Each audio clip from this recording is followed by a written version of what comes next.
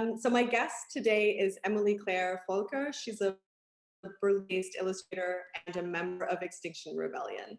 And today we're going to discuss our roles as mothers, artists, and activists in a world shaped by climate change. Emily's art is colorful and joyful, and she takes on really difficult subjects such as climate crisis, but makes it, playful and fun and accessible.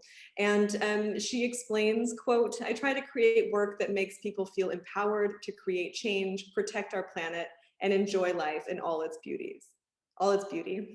One of my core beliefs is that we are far more powerful than we think we are.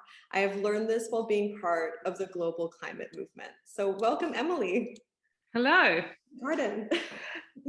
I didn't realize this was live, so I'm a bit... Oh yeah. I thought this was being recorded and then you would edit. So yes, I'm a little bit nervous now. But, no, we're a small, intimate audience, mm-hmm. including my mother, who's very nice. So, and so I was going to start off. I wanted to ask you about your childhood and what moments growing up awakened your love of the natural world. Well, I think the natural world was an ongoing part of my childhood, and as I think it's part of many childhoods. The first thing we learn is to, don't kill that beetle and things like that. But my mother and my grandmother are both gardeners, and so my earliest memories are sitting in the garden between plants in the morning sun when I was 2 or 3 years old. And this was in Australia when I was staying at my grandmother's, and everything was always about the garden and being outside. So I think that's where the foundation for my love for nature came from. And my father is also he's more of a person who goes into forests and goes hiking. So that was just kind of part of my upbringing, I guess.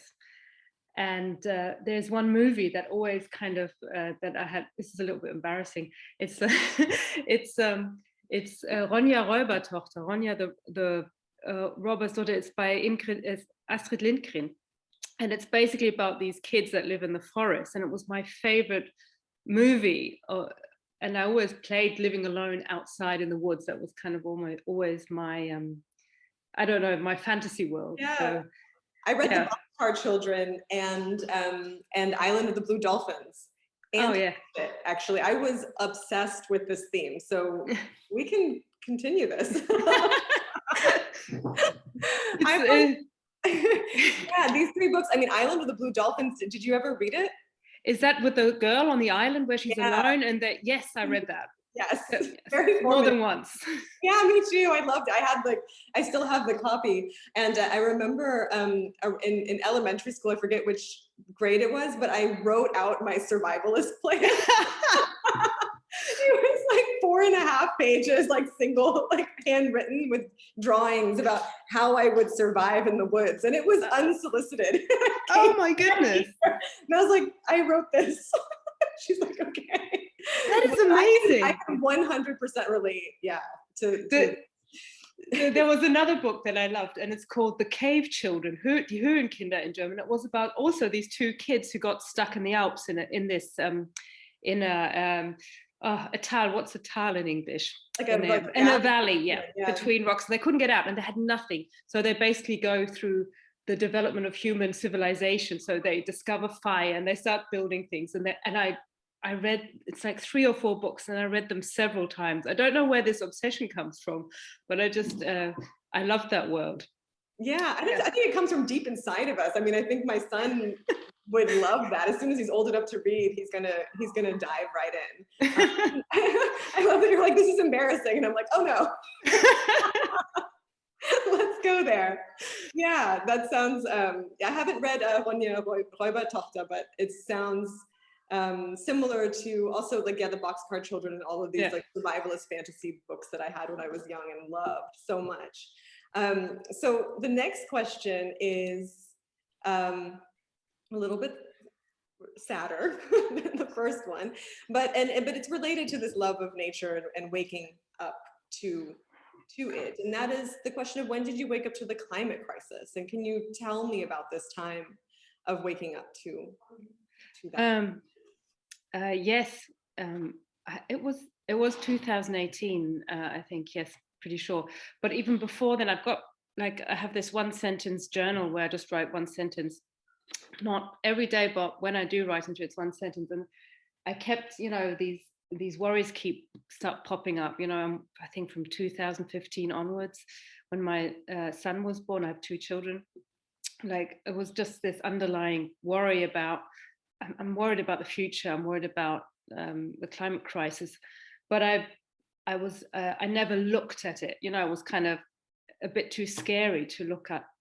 And then in 2018, we had this very, very incredibly hot summer, and I was here where I am now at this farm. It's in the Uckermark, and I have never experienced a summer like this in Germany. It was dry, everything was dying. We were watering everything every day here, and then it was scary. It was just because it was unprecedented. It was like, I'm half Australian. It was like Australia, and it was so dry. And here you have a lot of sand and dust, and kind of partly the fields were like sand dunes. It was like you could see desertification was going to happen here. It was like the beginnings. You could see that. And that autumn, Greta Thunberg came onto the global stage, and I heard of her quite early on, and was really, she kind of expressed this. She suddenly voiced this fear that had been there. She said it. She said it out loud, and she said it on a global stage. And suddenly there was this opening for a conversation about this, or giving this kind of thing space. And then I went and I thought, okay, I'm going to look at this. I'm going to read all this stuff. I'm going to watch videos. And I read the terrifying things. Like there's this paper I read about, it was in Vice magazine. It said, it was about how scientists are getting psychological help because they cannot deal with the things they're seeing. And that really terrified me, because as long as it's in a box over there and you read in the newspaper, but when you experience it, and then you experience it yourself, and then you hear about scientists who are supposed to be kind of neutral, being emotional about this, that kind of scared me. And I read parts of Jim Bendel's what's it called, Deep Adaptation, and a lot of it is exaggerated, so it's kind of the worst possible future, but that was terrifying. He described the future we are probably, or maybe could be heading towards, and that was kind of a wake-up call, because this could actually happen, and you could see it starting to happen. So I started to say, okay, I have a role to play. I have to do something. I can't just sit here and watch. And the first thing I did was speak about it. And that was weird, because I remember I wanted to make a calendar about, I had this idea for a calendar, and every month was going to be something you can do about climate change, because that's something that I wanted. And it was already October or November, so it was pretty, short notice to make a calendar. And I realized I wouldn't be able to do it on my own. So I sent an email out to lots of illustrators and artists that I know, and told them how I felt, and that I would like to do this project and donate the proceeds to charity. And writing that email to these people, that was really hard, but also that was starting to talk about it. That was kind of becoming active. And also part of becoming active is talking about that and communicating that. And I was terrified when I wrote that email.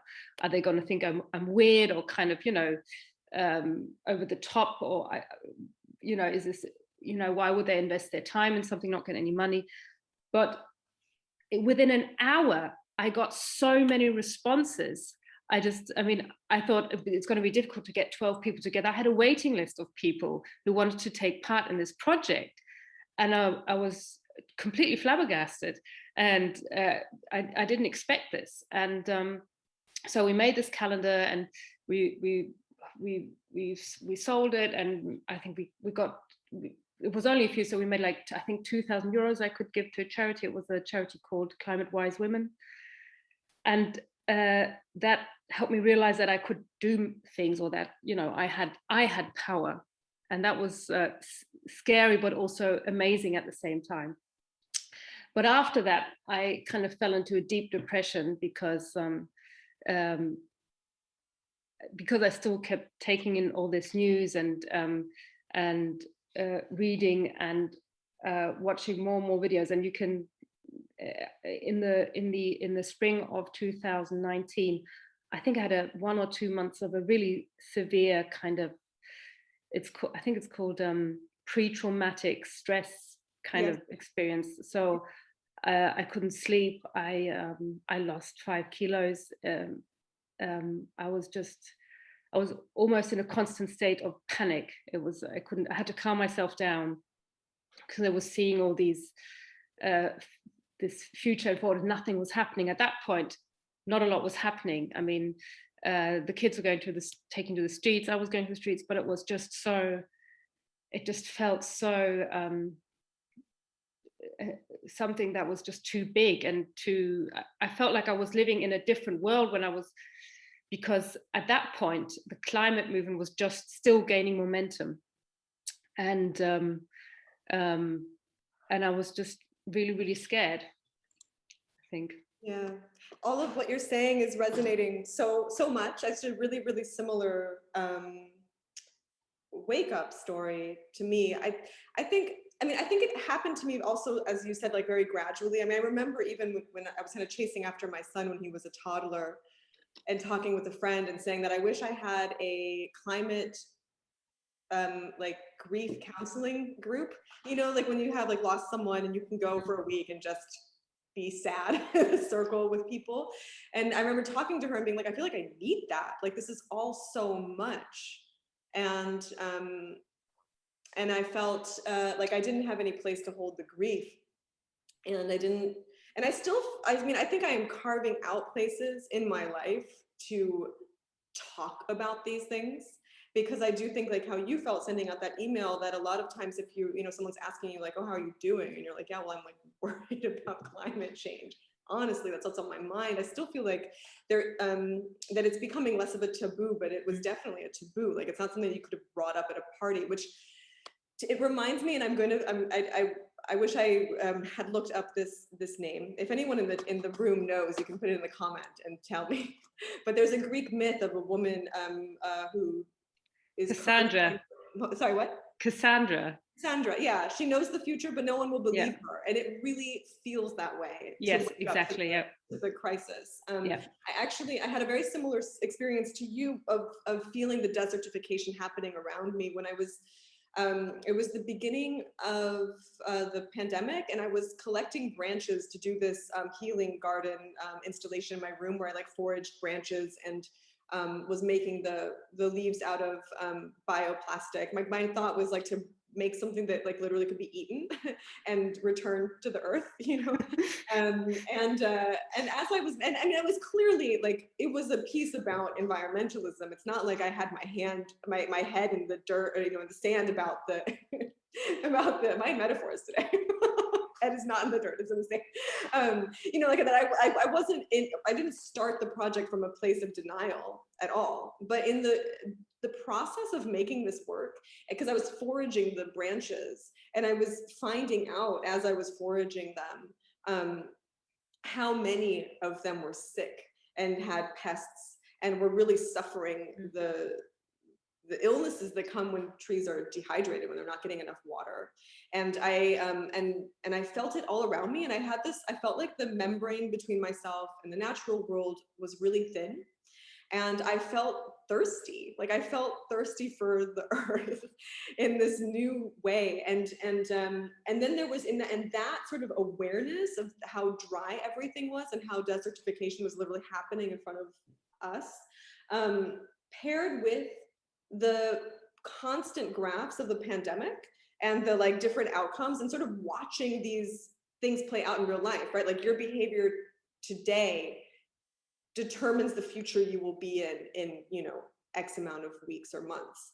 And then like comparing that to a lot of reading I was doing on climate change, and just feeling it. Like I feel like it went from somewhere that was sort of out there and scary, or even in my head and scary, to something that I felt in my body. And that changed everything for me.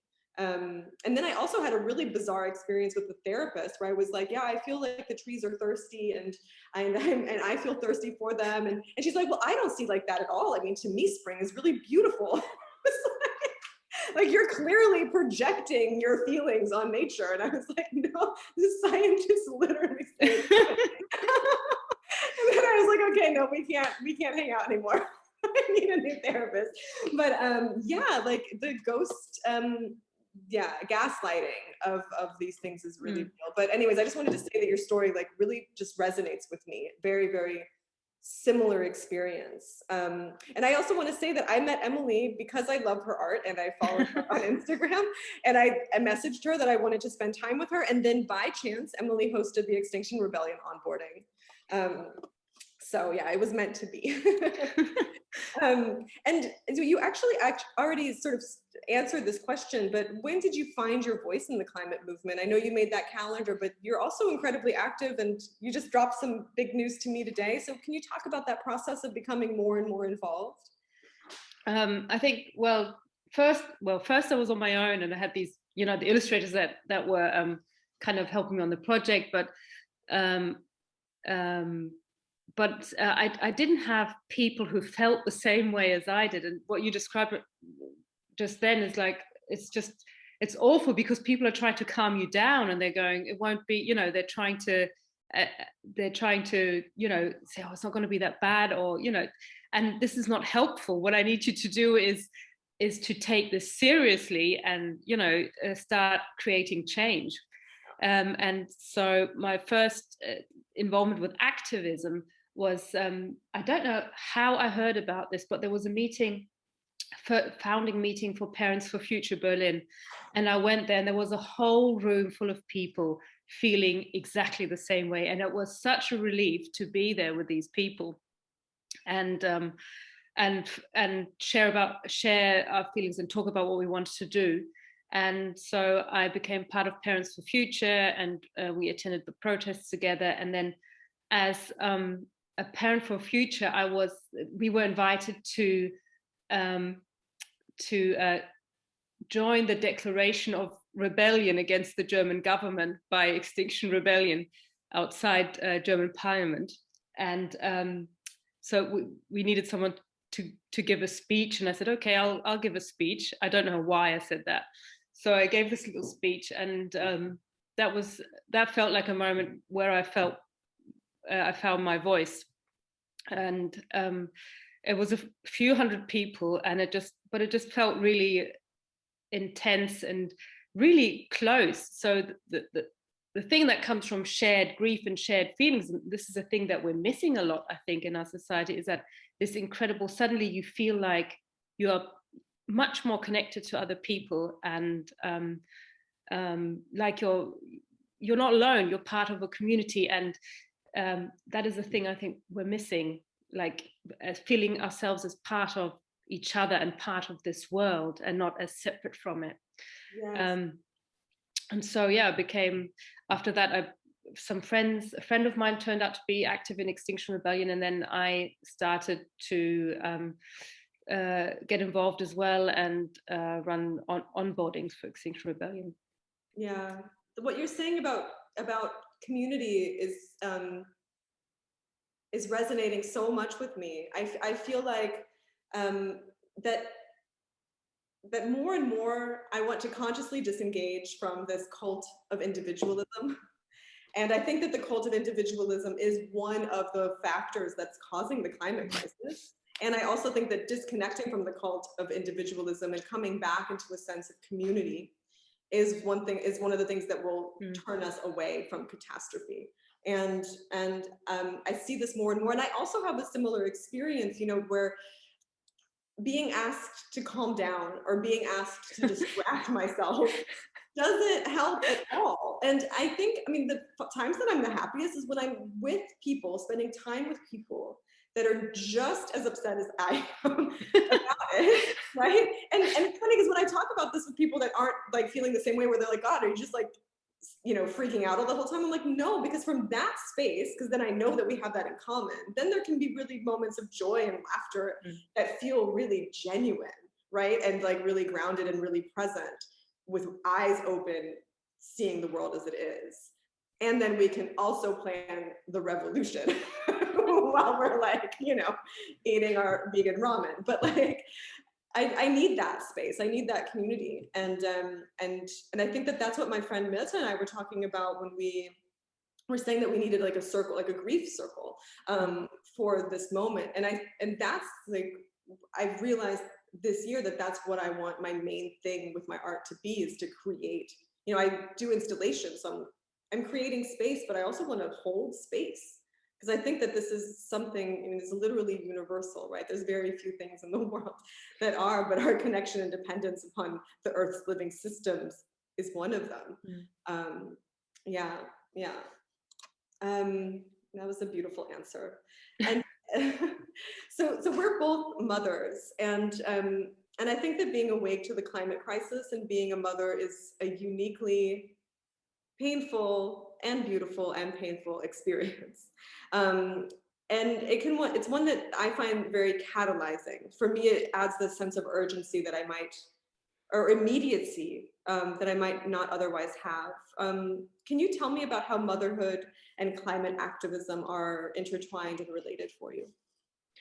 They're deeply intertwined. I mean, I think my children are together, I think, with, you know, just the love for the natural world, my love for the natural world, my main motivator to make sure, or try to ensure, that a world still exists for them, that they can be happy in, or that is living and healthy. And it's been very difficult at times, because they are so full of joy and unaware, and all they want to do is understand the world and discover it. And now we're out in nature, and all they're doing is running around outside and catching beetles, and I don't know, fighting with the duck. There's a weird duck here. So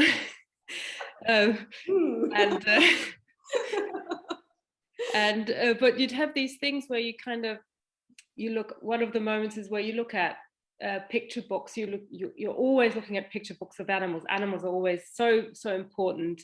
When probably 80% of children's books are about animals and nature, and they want to know everything, and you explain to them how these things work.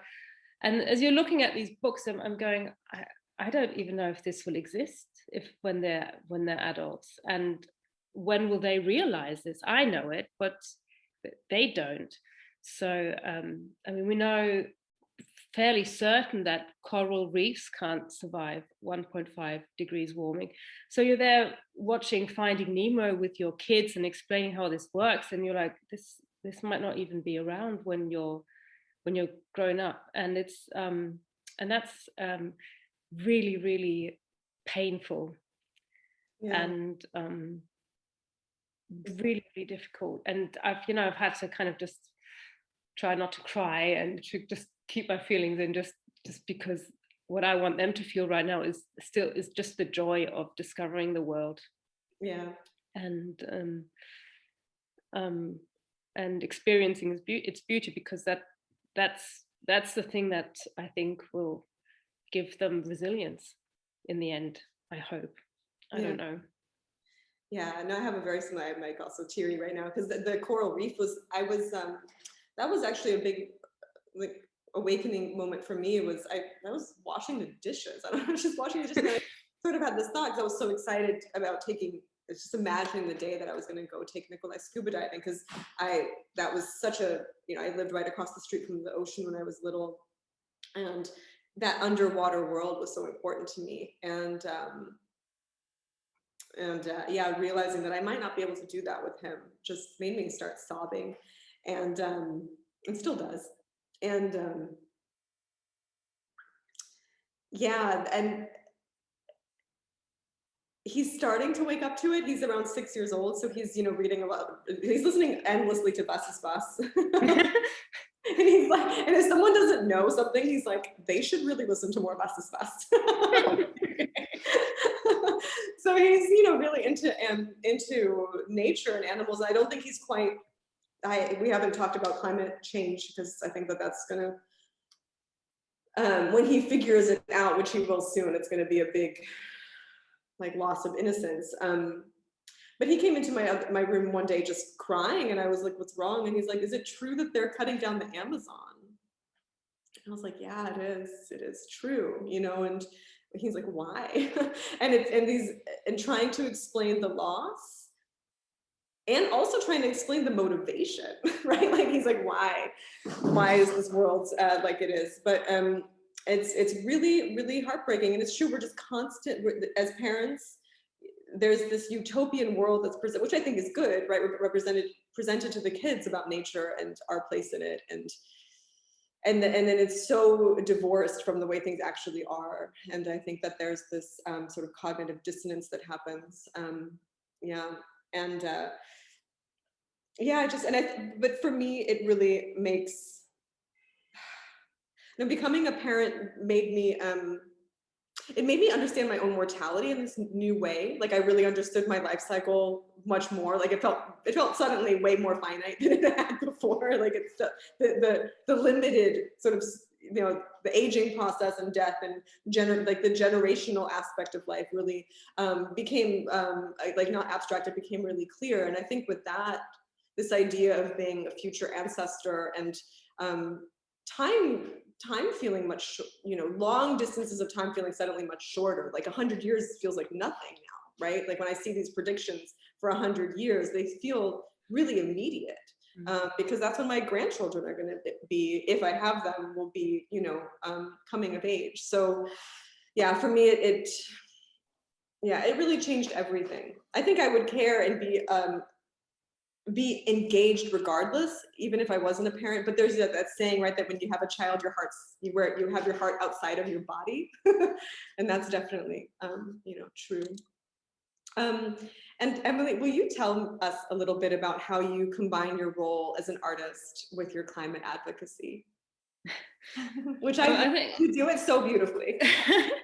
well, I think you know, the climate advocacy and is kind of, it's like it's the direction, so it's above everything what you do. So that's fairly easy. So you kind of try to everything you do or in your work, you try to make it go towards that goal, or at least not go against it in a you know, in a way. And so I'm not really sure how to, so I just work in my sketchbook and try to translate the things or the messages people need to hear into illustrations or art, or it's less about information about it, like facts, more about kind of just creating a new mindset, or how we see ourselves in the world. Yeah, I'm looking at your calendar right now. It's always right above my work desk, and oh wow, it says "I am change," and I have to say that it's really nourishing. I find your work really, really nourishing, which I think is so important in this moment. Yeah, and I love, you just said something. I have a question that I hadn't thought to ask you when I prepared for our conversation, but you said something that really resonates with me, which is that the climate advocacy is really above everything else. Like, everything else kind of is guided by that and must be in alignment with it. And I had a moment about a year ago where I realized that, I mean, so just like a slight tangent, I used to work in policy, and I was working in social and environmental justice. And when I was doing that work and wasn't a freelancer, but was rather working for organizations, it's so sunny right now, sorry. I try, okay, that's good.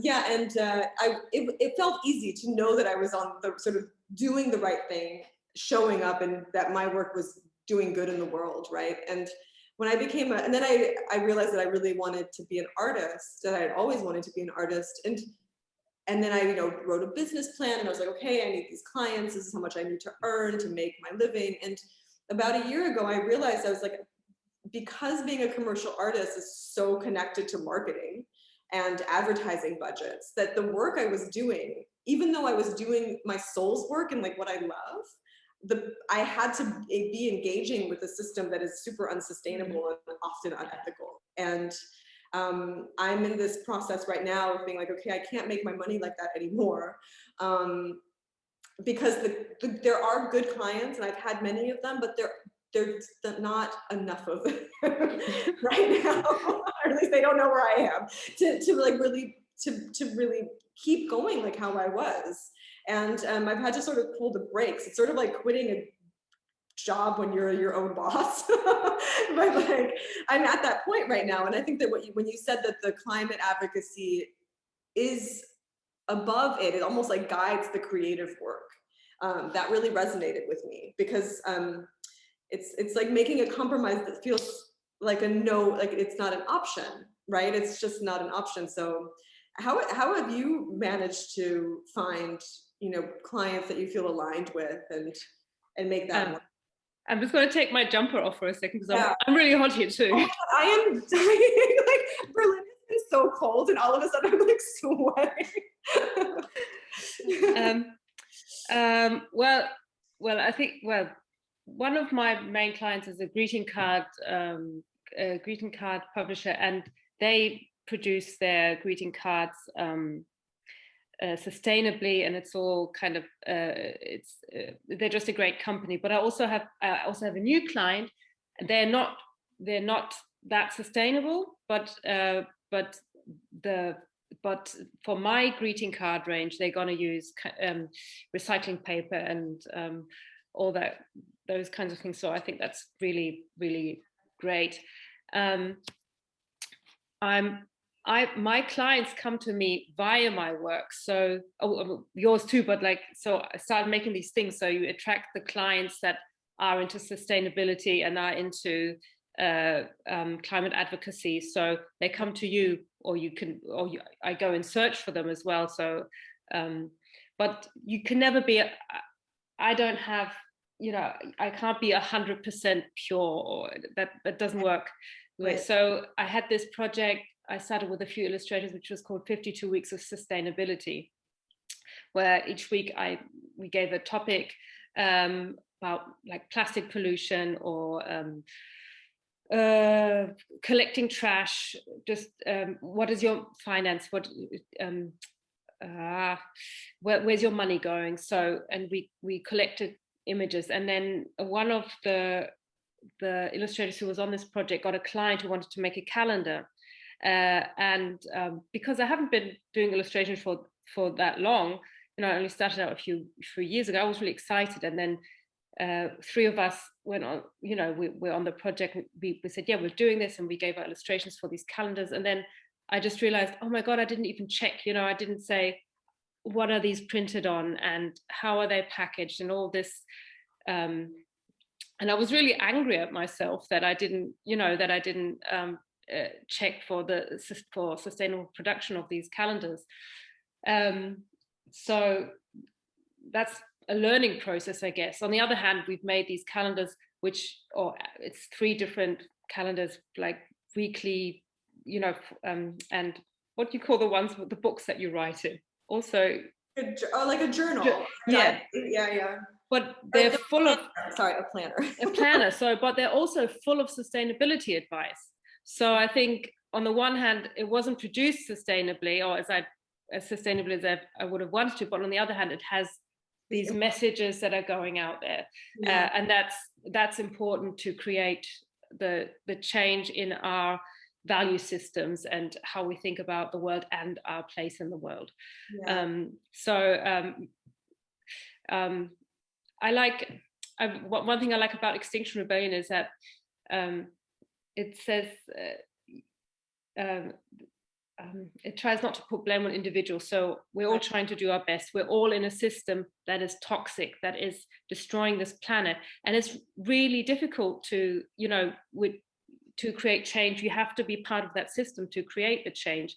So you're always kind of finding your way to make the change, but also be part of it. And sometimes you have great projects that are completely, new and propelling things forward, and sometimes they're not as great as you wish they would be. But I think I'm getting more on to the place where they are how I wish they would be.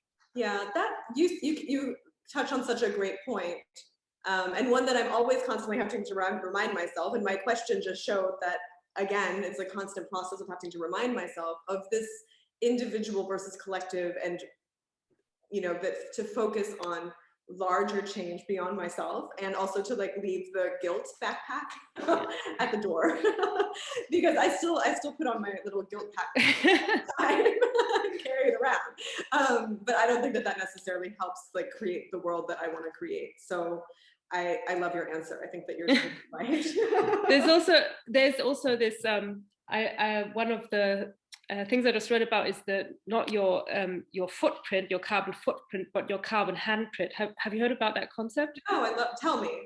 So your footprint is all about how much carbon are you producing, how can you reduce your carbon footprint, but the handprint is about how are you creating change, what actions are you taking. And I love that because it turns you in an active component in this whole thing, and not a passive person, trying to disappear or trying to fit in and trying to, fit in with the circumstances, or what you're creating change with your hands, and you're making something. I also found out that BP came up with the print is to keep us busy, which, of many, joining the reasons why BP is a garbage dump fire. I love that.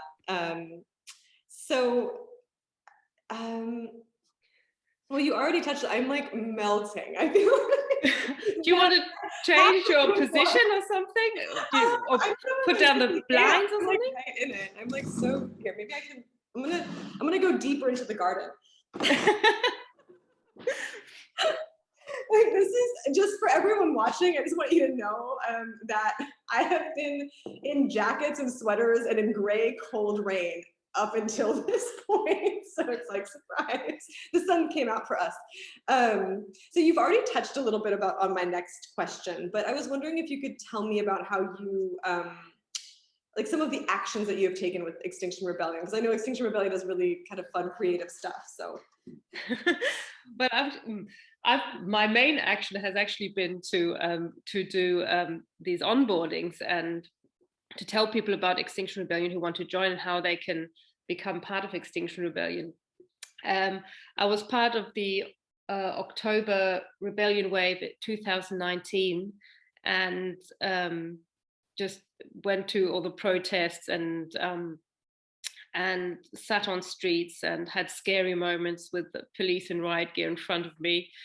I hadn't planned to get into this because I had to promise my husband that I don't get arrested.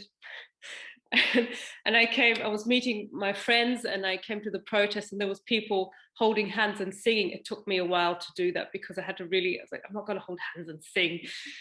But then you do it and it feels really great. And then suddenly everyone sat down, and I was like, yeah, I'm going to sit down with these people. And then suddenly there was police everywhere, and I was like, oh shit. And usually with Extinction Rebellion, you have a group of people and you look out for each other. But I didn't know these people. They were Swedes. I was in this with all these Swedish people on the street, and police in riot gear look scary. They may be the nicest people underneath, but they look terrifying because they're not allowed to smile at you. They have to, kind of keep this facade up, and or this kind of, they're not allowed to, have an emotional connection because that's their job. So you're sitting there going, oh my God, please don't hurt me. And I managed to contact my friends and they came over. So they were standing, the police didn't let anyone in, and they were standing over there and kind of just being there to support the people sitting on the streets. And eventually the police just left and didn't try to clear the street. And that was lovely. So those kind of, did several of these kind of, that was the scariest moment with the police standing in front of me. I love the Swedes that were also part of it. The Swedes and the riot police. Yeah, everyone was giving each other food. It was actually, and singing and being, it's, one of the lovely thing about Extinction Rebellion protests is that they're completely non-violent. And if you've been to protests that are kind of, they can get quite angry, and there's always people who will shout aggressive stuff, also anti-police stuff, and that doesn't help. Then you often it often results in violence and police violence, and obviously the police are stronger than the people on the streets. They're trained to deal with these situations. But Extinction Rebellion doesn't do anything, commit any violent acts. That also includes language. So no, we don't say, we don't insult the police, we don't shout at the police. And that's really, really important. And that's one of the things that always made me feel really safe, because, I was never in a situation where I thought, I don't like what they're doing. I'm not behind that, and some activists who were on protests with other organizations have left those protests because they were starting to insult police or shout, which, some people have had bad experience with the police, and I understand that they're scared and angry. That's a different story, but for me that doesn't work. Yeah. So I've done a lot of because there's Extinction Rebellion is huge. So there's the people who actually who will do quite serious, things that could get them into jail or arrested, or but you don't have to do that. I haven't glued myself to anything or chained myself to anything. I've just sat down when people were doing that somewhere, but had to leave, or actually I never had to leave, because the police always gave up before, and then I had to leave at some point because I had to go home to my kids or something. So mainly I've been in protests, and I organized a die-in where we went to kind of shopping centers, and kind of you just lie on the floor, and it's like a flash mob, and then maybe someone gives a speech and talks about what's going on, and it's kind of, the idea is to disrupt normal life. That's great. I love that. I want to do that one day. I have an idea for an outfit. It's really like full body. Nature. Oh yeah, and the other by someone with an oil can as a head. And the other thing I was really involved in has been a disobedience, and that's really fun. It's like the art group in Berlin made these amazing animal costumes of extinct animals. They're just absolutely gorgeous. And an Australian Extinction Rebellion group came up with a choreography to Staying Alive, which has been danced all around the globe. And so in Berlin, we danced it in these animal costumes, and we went to the Berlinale and did the police, you say, don't show your Extinction Rebellion signs, because the police will kind of, there's lots of police at the Berlinale. And everyone turned up, like, in these animal costumes, Extinction Rebellion written everywhere. And the police were there, like, within seconds. And they were like, so what are you doing here? Is this... And we're like, we're just randomly standing here. Nothing. We're not planned anything. Just happened to all be at this corner. We really want to see this movie. Happened to be here in our animal costumes. And then you dance to Staying Alive, and it was like a really lovely event, and it was I think it was in the Tagesspiegel and everything, and I got quite the Berlinale later came to us and said, "Why didn't you tell us? We would have let you on the red carpet." Oh my God, amazing. And yeah, I think that was the funnest thing. The because it kind of combines what happens. What we always did was we did this dance, and this happy dance with the animal costumes, and then at the end you do a die, and everyone just lies on the floor and is dead, and it's really kind of that kind of it's just really powerful. Yeah, the euphoria and then fall. Yeah. This, yeah, it's a great performance, and lots of amazing people in it too. And then people start dancing and joining, and yeah. Yeah, that's amazing. I love that you guys are doing singing too. I actually there's a podcast that I really like called How to Save a Planet, and the question there was the one about the climate anthem, and I actually got reached out to by a really amazing singer, and we have a Zoom call tomorrow because she's wow. And I was like, it's like let's write an anthem. So yeah, I think that yeah, music is so important and dance is so important, and I think that that's like that what you described is exactly what we need in the climate movement, which is this mixture of just joy and laughter and community, and also facing the situation as it is, right? You can have both, the grief and the joy. Yeah. You dropped some really exciting news to me today on Instagram message, or right before we came on. Can you tell us about? It's actually not that it's not that exciting, because I'm like a backup. Don't dampen my excitement. I'm so excited. I'm like a backup. So in Berlin there was the people who started the Volksentscheid Klima. So they collected signatures to make Berlin a climate friendly city, and they all come from the climate movement. They started a new party called it was Radical Klima, and now it's changed to Klimaliste, which is in Germany you can now I have to explain how the voting system doesn't matter. It's kind of it's a party in Berlin, but not in the rest of Germany for German law reasons. But they're everywhere in Germany, but they're not a party. They're just a Klimaliste, a list of people you can vote for, and they have a climate agenda. So they were founded last year, late summer, and they are going to be part of the election in September. And they have come up with a climate plan for Berlin to make Berlin climate neutral by 2030. And it's a great plan.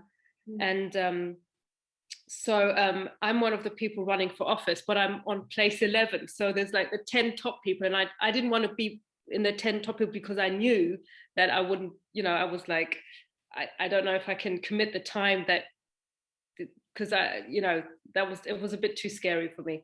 So they asked me, why don't you go on this kind of backup list in case we get voted in? Like the Pirate Party got voted in 2009, and they didn't think they'd get in, and they didn't have enough people up to run for office. Oh wow, okay, yeah. Because they got 9%, and so what you need in Germany is 5%. If the Klimaliste gets 5%, then we'll be in the Berlin Parliament government for Berlin. Yeah. And that would be really great. And I think there's a real chance of the party succeeding, because Berlin is Berlin, and when that's the place where something like that would happen. Yeah, I do this. I want to hear more about this. I'm like really curious, and I would love to support and get the word out any way I can. Nikolai and I do this game when we bike home, that we imagine what the city could be like if there weren't cars, because he kind of, somewhat encouraged by me, but also just like, he's like, cars smell so bad. And I'm like, yeah, and he's like, why are they even allowed to do that? And, we kind of play this game so that it's not only just complaining about the cars, of like, what could the city look like if there were not cars? And what if that, the parking places were little gardens, or what if, You know, there were trees on the street, or if there was a green wall, right? It's sort of this like visioning.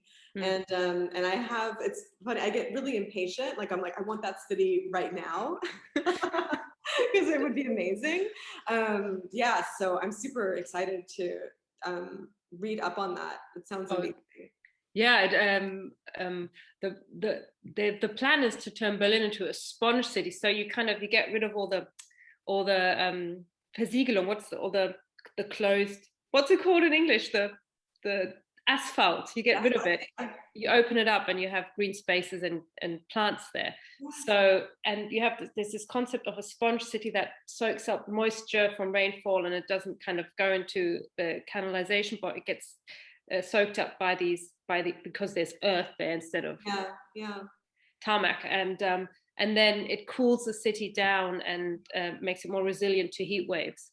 So that's, I mean, obviously they have the plan is to get rid of. I'm in this party, so we have the plan to make the city car free and put solar on every roof, and turn Berlin into a donut economy city like in Amsterdam. So you have a circular economy and all these, like, I just read through the plan again, and it's brilliant. I love it. Oh my, will you send it to me? I would love to do some posts about it and just more about it. This is and I think that this is so great because it's like, because we know what the no is, but what's the yes? And like, the yes, like that sounds incredible, you know? And I think that this is also something that I think about all the time. It's like, people are like, oh, well, like COVID is over and back to normal. I'm like, normal is terrible. Like, there's so many deaths from air pollution. It's really, you know, inhumane to ourselves. And I feel often, I mean, Berlin is a wonderful city, but even biking through Berlin, I'm constantly being choked by pollution, and there's not enough bike infrastructure, and it could be so much better, right? I think even if you just blindfolded anyone of any political party and put them on a corner of this ideal city, right, the green city, and we're like, how do you feel in this? How do you feel right now, right? Just feeling like the sounds and smelling the air versus putting them in, you know, at the corner of a huge intersection in Berlin right now, right? For me, it's such a no-brainer. Like, I'm so excited about the possibilities of something so much better. Yeah, it's so weird because when you start seeing the city or how it should be or could be, it just seems so crazy how we live. I mean, cars are the most obvious thing, how they take up ridiculous amounts of space, and how they're so dangerous. The first thing you teach your child when they start walking is, don't run onto the street. You know, that's the thing you're scared of, that they'll run onto the street and get run over by a car. That's you know, when you're outside with a child in the city, that's the number one fear. And why do we live like that? I don't understand it either. I don't understand it either. I actually, now I'm really going to say something embarrassing. I'm like, you're embarrassing. I was like, actually, I'm going to overshare. But like today I was biking, and I was just, I mean, I think it was like the pressure of like all of the, you know, the COVID and just this long, weird year and a half, but I was on this massive street, and I just like, I don't know, I just couldn't take it anymore. And I started crying, and like my husband was like, what's wrong? And I was like, I just feel so fed up. Like, I just, like the way that I want this is, you know, and I don't usually like sink into these things. I'm working towards being like, you know, active and stuff, but I really felt it. It was like the frustration that it's like, I feel so frustrated by the way things are. And I can see the way that I want things to be, and like the incongruency between them. I don't know, like it just broke me down today for some reason. I was like, I don't want to be choked by traffic.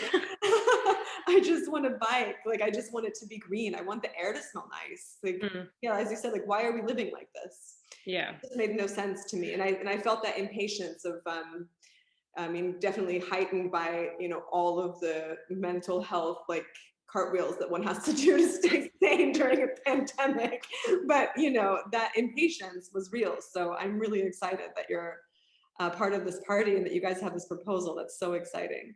Yeah, just that I can relate to that situation so much. And I did a thing, I don't know, maybe you have done this, but and it just made me feel so great. I have a studio in Lichtenberg, and I bike there with the kids, and there's one bit that's really dangerous, and it's a massive road, and you're kind of always, they're on their bikes and you're trying to keep them together, and then you're crossing the road, and it was just, we're standing there at the traffic lights waiting for the lights to go green, and just the streets just full of cars, and I thought, this is just crap. And then I looked at my daughter and I said to her, in 10 years, this is going to be gone. These cars are not going to be here. Yeah. And it just felt so great to manifest that future. And she looked at me and said, really? I said, yeah, it's going to be gone, because we're not going to live like this anymore. And that just felt amazing. Yeah. And I thought, I have to do this more often. I just have to manifest this future that I want to see. Yes, and Nikolai and I do on the way home. We're like, these cars are gone. This street is all like a meadow. Like, we reinvent the path to Kita. I mean, not every day, but really often. Mm-hmm. Yeah. That's so cool. He's like, I'm going to explode all the cars. And I'm like, no, we're going to do a non-violent transition. But I appreciated his enthusiasm. So do you have any advice to artists and creatives who want to become advocates for a livable earth? Oh man, the first thing you have to do is make the decision. And once you've made that, you find your way. I mean, there's people and collaborators out there who they want to work with you. I'm in a group called Climate Art Task Force, and they're looking for, people who have project ideas, and there's, people who will help you make them happen. And so there's backup everywhere. And as the world has, from 2018 to now, the world has changed. I noticed today I'm at this farm, and which I love. It's like this, the guy, he's from Berlin, and he's really grumpy, and like he's always this is wrong, but he's created this amazing, like, beautiful space. Like, obviously everything's got solar panels. It's all sustainable. It's just there's bees and insects everywhere. It's lovely. And why did I just talk about this? Yes, I got sidetracked. So the world is changing. People are creating this change, and I bought a little radio for our kitchen. And I haven't listened to radio for a while. I was listening to the radio, and nearly every day they're talking about climate, and they're talking about climate action. It wasn't like this 2-3 years ago. Yeah. It was sometimes in the news, but it wasn't this prevalent, and it's just there now. And I was so happy and relieved when I noticed this. So I mean, it's still not as present as it should be, but it's just, it has arrived far more in the center of people's attention and people's minds, and that's due to the massive climate movement that young people started off, and that's just that's amazing. Yeah. So the world is there, and the world is changing. So, and people want stuff that is about sustainability in a kind of, I'm not into green growth, but I like but the awareness is there. So if you start doing stuff, you will attract the people or the clients who want to work with you. Yeah. I mean, I can only advise you to join. There's online conferences. There was one held by Fridays for Future, and they had like talks about how to install a climate countdown, CO2 carbon countdown in your city.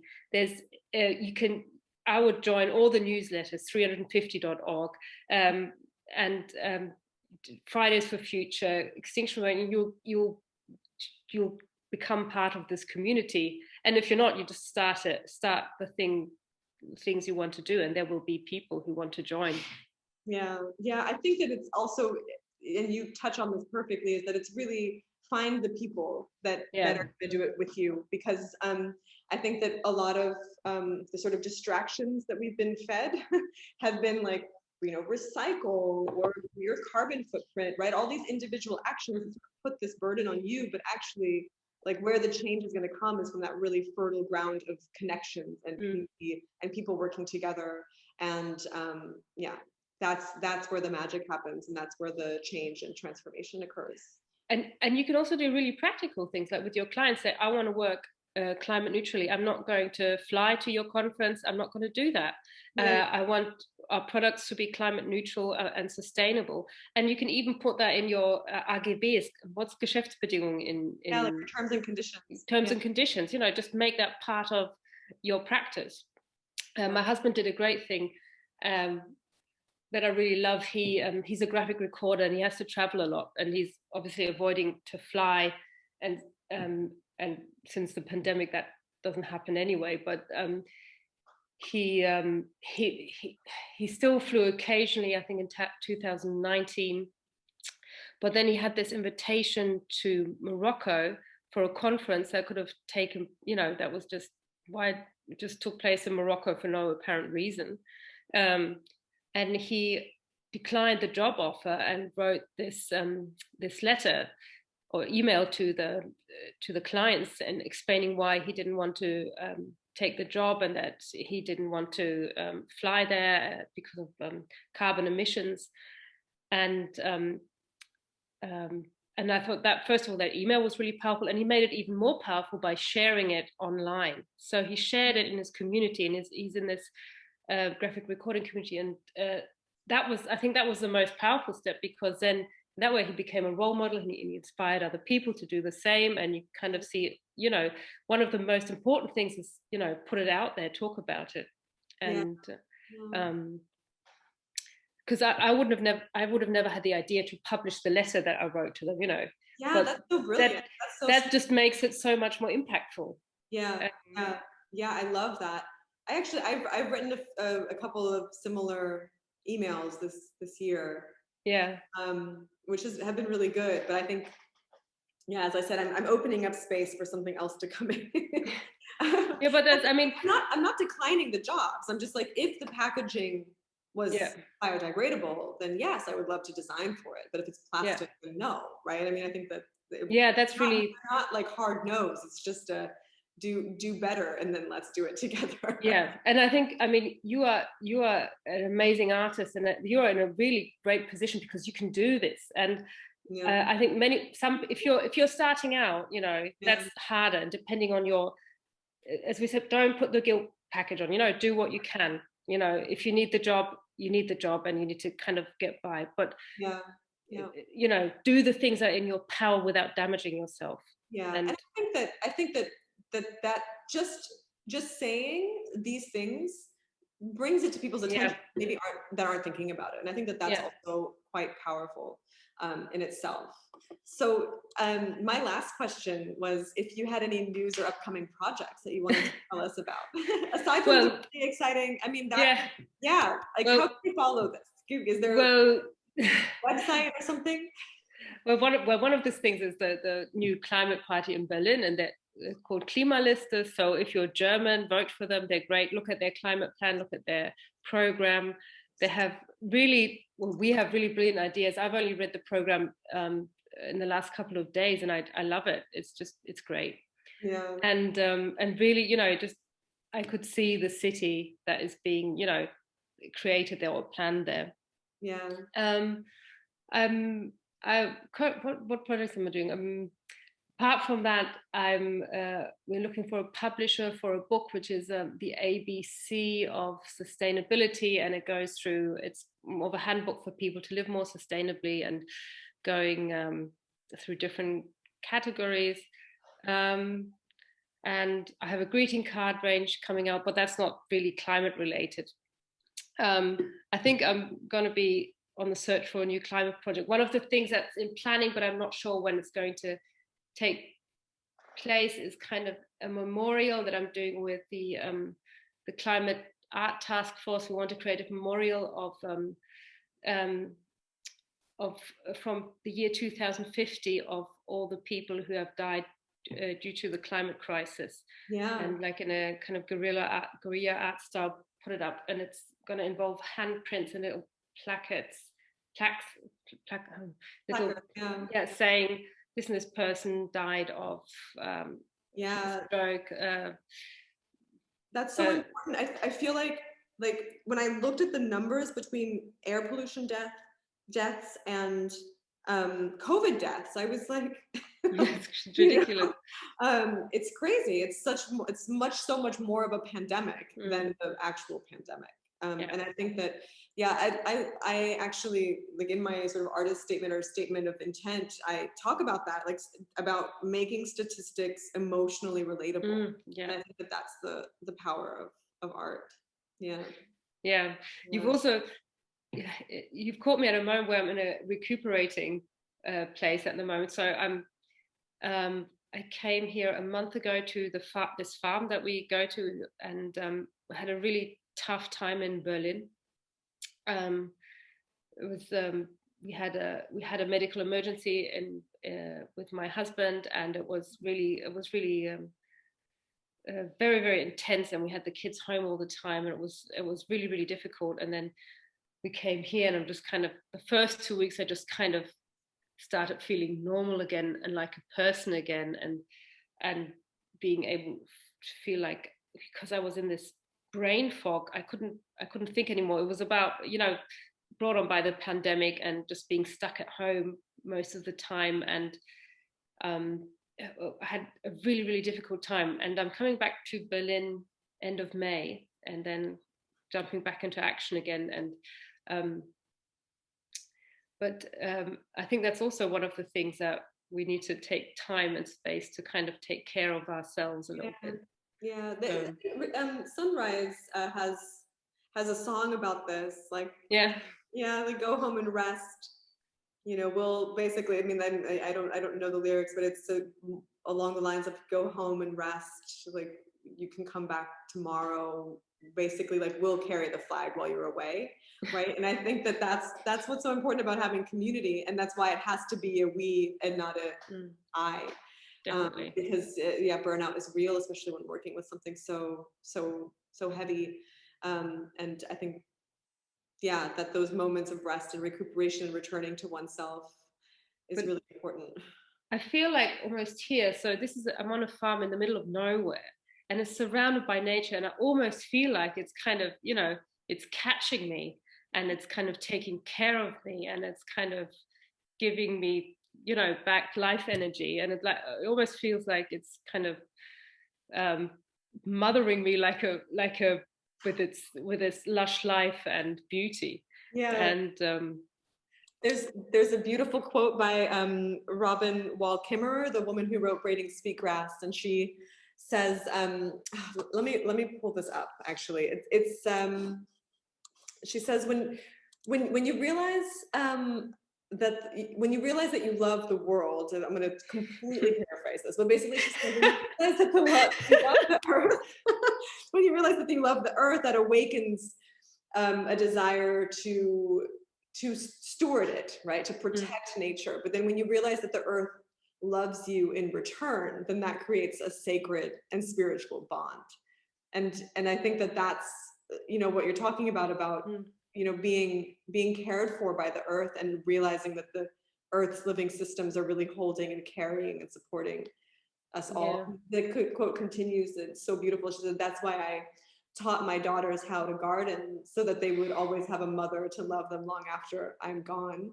You're going to make me cry. I also cried when I read it. The earth really does hold us. You said it so beautifully. Yeah, it does. And we have to give it the space to hold us. And killing it, we're basically killing ourselves. Yes. This is, I want to, and I know this doesn't work, but sometimes I just want to shake people. Totally not effective climate communication, but the fact that it's that we've come so far that we've forgotten that we're part of nature, and that by killing nature we're destroying ourselves. it's interesting, and sometimes people are like, oh, it's so inspiring that you know care so much. And I'm like, it's not inspiring. I just literally don't want to live through the apocalypse. How is that inspiring? And Yeah. the fact that I'm just like, we have so far to go. Yeah. But you know, I love it's. I mean, there was a woman. She also came here for a few days, and she is creating a startup that advises companies on the coming transformation. And she said something interesting, that most companies and organizations, they're very good at, you know, processes and making things work and being efficient. But what they completely lack, and somewhere there's a way of analyzing this in the way people talk and speech patterns, is they lack the connection to the world, to the, you know, the within the systems, they're really, really good and efficient, but the system, they don't realize that these systems have a connection to the world outside the system. And that's what she's trying to kind of help, you know, this awareness is something that her startup is going to try and help companies foster and nurture. So I love meeting these people, because then you realize, okay, there's transformation happening, and it's there.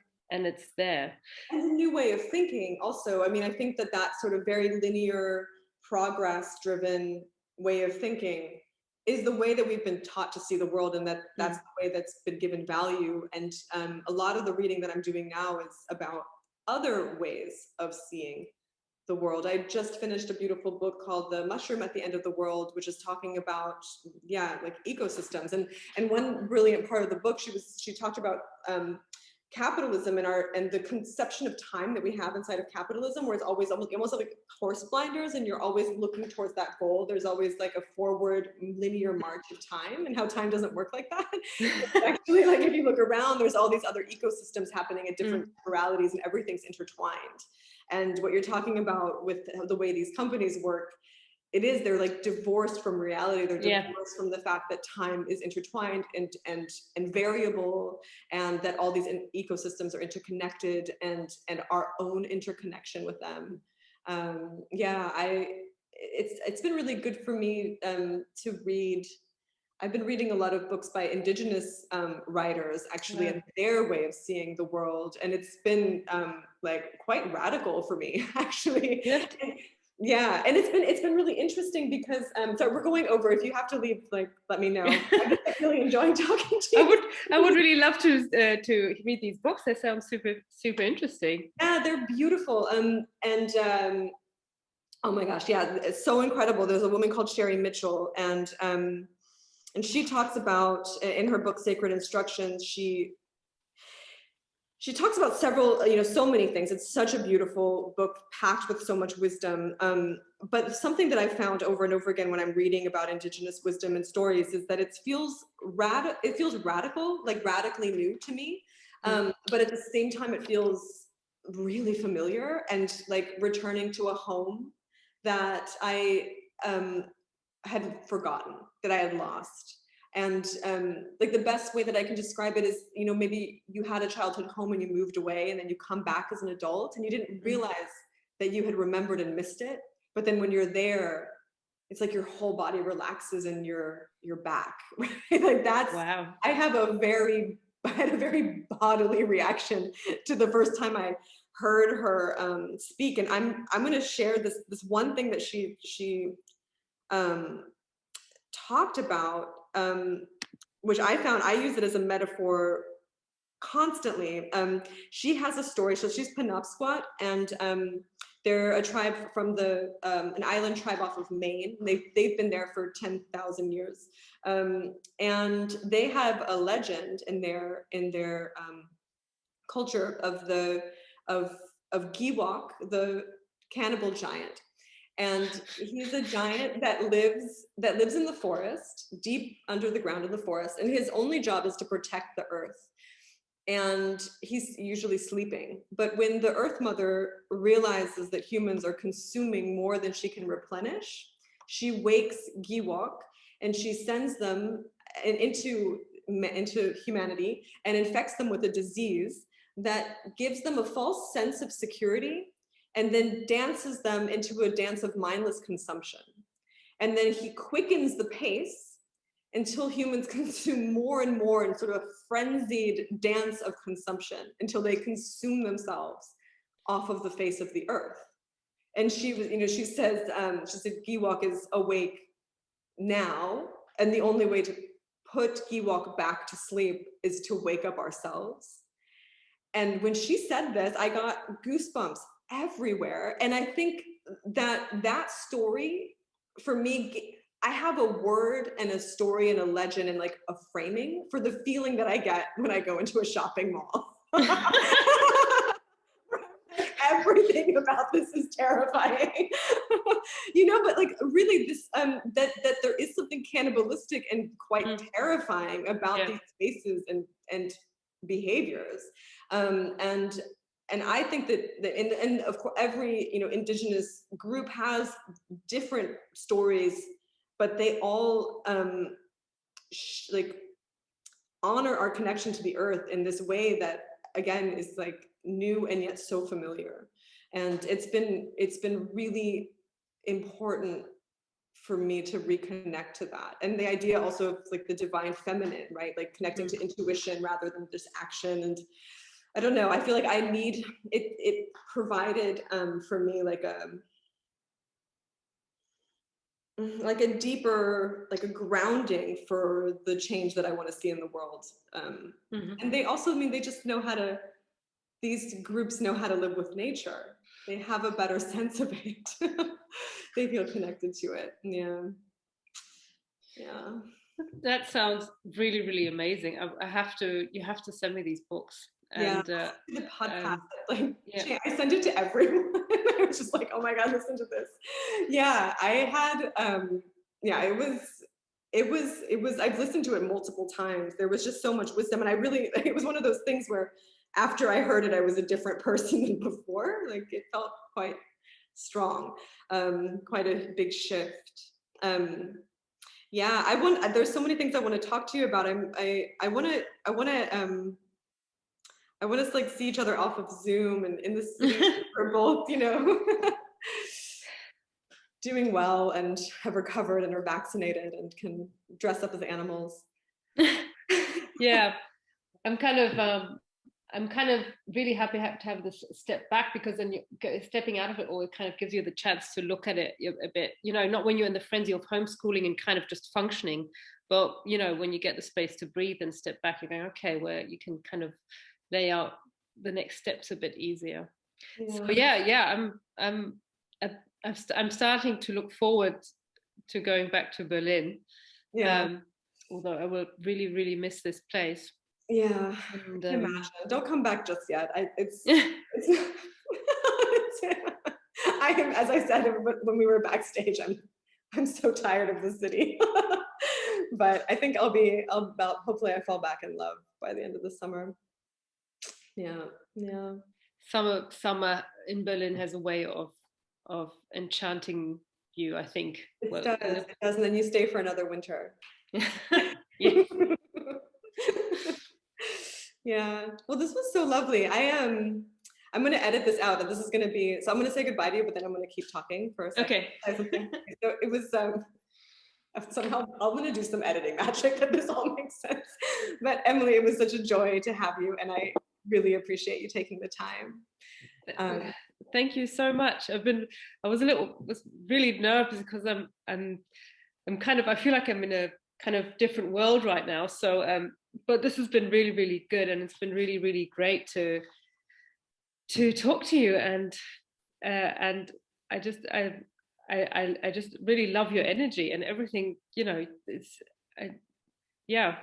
It's a mutual. I'm very bad at expressing myself right now. I felt all of it. And it's all like reflected back. And I think there's something magic about how we connected and how much I resonated with your work, and then we happened to meet in person. That was like, I was like, okay, synchronicity tells us to keep spending time. So thank you so much.